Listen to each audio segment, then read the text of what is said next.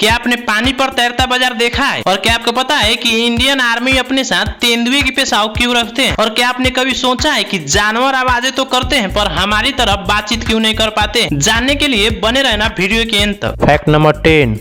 क्या आप जानते हैं हनुमान जी के 5 सगे भाई थे और वो पांचों ही विवाहित थे। इस बात का उल्लेख ब्रह्मांड पुराण में मिलता है। इस पुराण में उल्लेख है कि वानर राज केसरी के 6 पुत्र थे, जिनमें सबसे बड़े पुत्र हनुमान जी थे।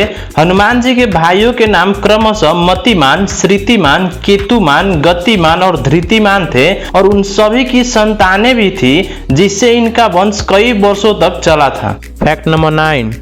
क्या आपको पता है कि नासिक के पंचवटी में तपोवन नामक एक स्थल है? ये वही स्थान है जहां रावण की बहन शूर्पणखा ने श्री राम लक्ष्मण के समक्ष विवाह का प्रस्ताव रखा और देवी सीता को मारने का प्रयास किया। जब शूर्पणखा उपद्रव करने लगी तब लक्ष्मण जी ने इसी स्थान पर शूर्पणखा की नाक काट दी थी। नाक को नासिका भी कहते हैं। नासिका यानी नाक काटे जाने के कारण ही ये क्षेत्र नासिक के नाम से प्रसिद्ध हुआ। आज भी इस स्थान पर इस घटना को चित्रित करती प्रतिमाएं स्थापित है। Fact number 8।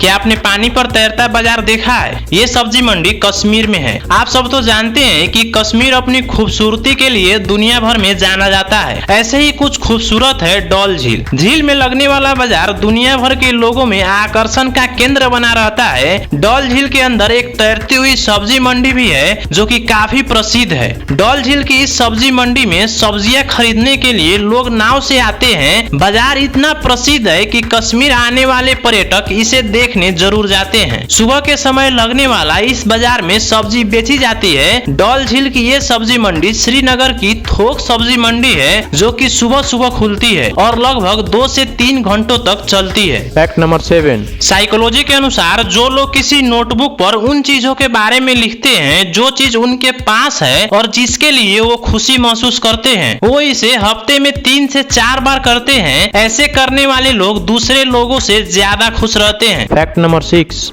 क्या आपको पता चला कि एप्पल कंपनी आईफोन के साथ चार्जर देना बंद कर चुकी है? जब कोई इंसान आईफोन खरीदता है तो उसे उसका चार्जर अलग से खरीदना पड़ता है। एक रिपोर्ट के मुताबिक आईफोन के बक्स से चार्जर हटाने की वजह से एप्पल कंपनी को $6.5 बिलियन की कमाई हो चुकी है। एप्पल कंपनी के इस फायदे को देखते हुए शायद दूसरी कंपनियां भी बक्स से चार्जर हटाना शुरू कर देगी। Fact number 5। दुबई में दुनिया की सबसे खूबसूरत इमारत म्यूजियम ऑफ द फ्यूचर खुल गई है। ये म्यूजियम 7 मंजिला है। पूरी तरह से फ्यूचर को समर्पित इस म्यूजियम में विजिटर को फ्यूचर की जर्नी पर ले जाया जाता है, जहां वो आगे की टेक्नोलॉजी और दुनिया देख सकते हैं। नेशनल जियोग्राफिक ने इस म्यूजियम को दुनिया की सबसे खूबसूरत 14 म्यूजियम की सूची में शामिल भी कर लिया है। Fact number 4।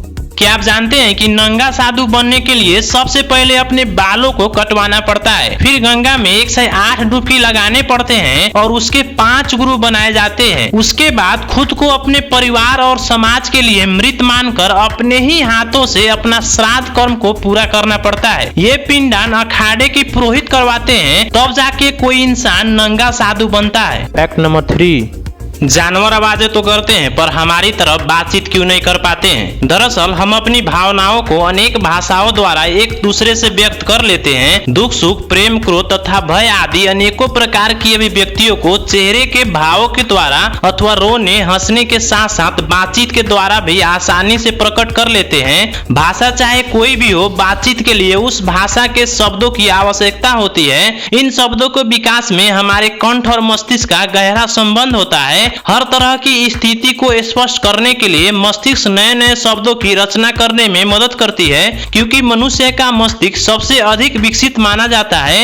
ये मनुष्य को बोलचाल के लिए आवश्यक शब्दों के भंडार को बढ़ाने में मदद करता है। ठीक इसके विपरीत पशुओं को बोलने के लिए कंठ तो होती है, जिससे वो अनेकों प्रकार की आवाजों के माध्यम से अपने दुख सुख व्यक्त कर लेते हैं। लेकिन पशुओं का मस्तिष्क मनुष्य के तुलना में बहुत कम विकसित होता है, इसीलिए वो शब्दों की रचना नहीं कर पाते हैं, जिसके कारण वो शब्दों को जानने में असमर्थ होते हैं। इससे वो आवाज तो करते हैं लेकिन हमारी तरह बोलचाल नहीं कर पाते हैं। Fact number 2।